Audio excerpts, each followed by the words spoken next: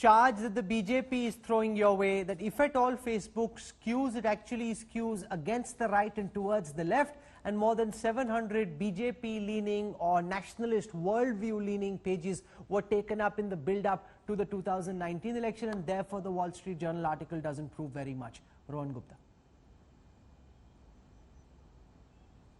Rahul, I feel that this issue has exposed BJP's indecisiveness. There are some spokespersons who are supporting Facebook. I was on debates today, they were supporting Facebook. Now Mr. Malviya, he opposes Facebook. I think they are confused how to deal with this situation.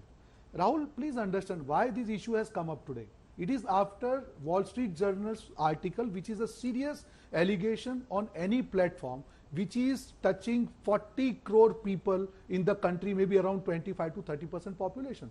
The responsibility of the platform as far as country like India, which is very sensitive, it is double. So this article is not written by Congress party, it is written by international media. And that media cites statement of Facebook spokesperson saying that yes, there was a statement by Facebook India, I will not go into names, Facebook India representative, yes, that if we take down Mr. Singh's post, there can be repercussion on our business. This is not Congress party statement, this is the official statement of Facebook.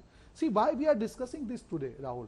Because BJP has been exposed, the way they are trying to put pressure on this platform, the way we are seeing the nexus of BJP leaders and the social media platforms, it is dangerous for our democracy. And look, whom are we discussing? Mr. Amit Malviya.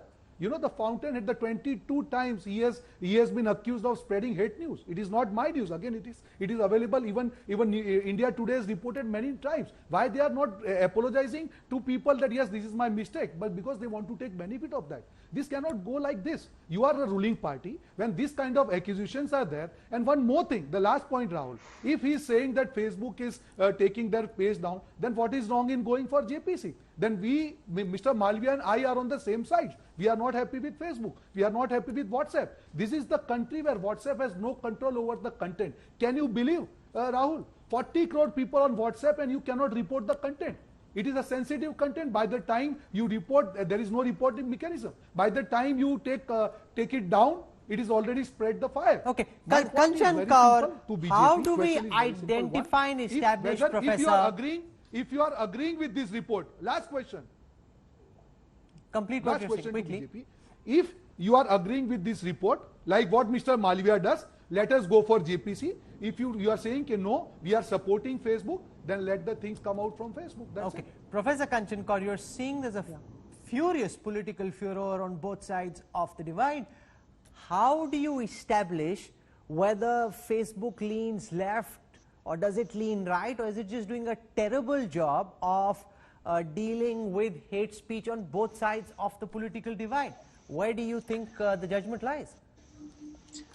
Well, Facebook actually just started off, if you remember, we seem to have forgotten that, as a platform to make friends. And now it's grown into this humongous beast that no one seems to have any control over. I'm not sure whether it leans left or it leans right. It's been making this effort to bring in fact checks, to bring in third-party fact checkers, to check whether the information that's been put on it is right or wrong. But I'm not sure they've been able to control anything because the numbers are huge. Unless they find a non-human way of intervening, find a way of working with artificial intelligence, if they find a way of working with technology to try and address this issue, I'm not sure this is going to go anywhere really. And that itself is a difficult task to do.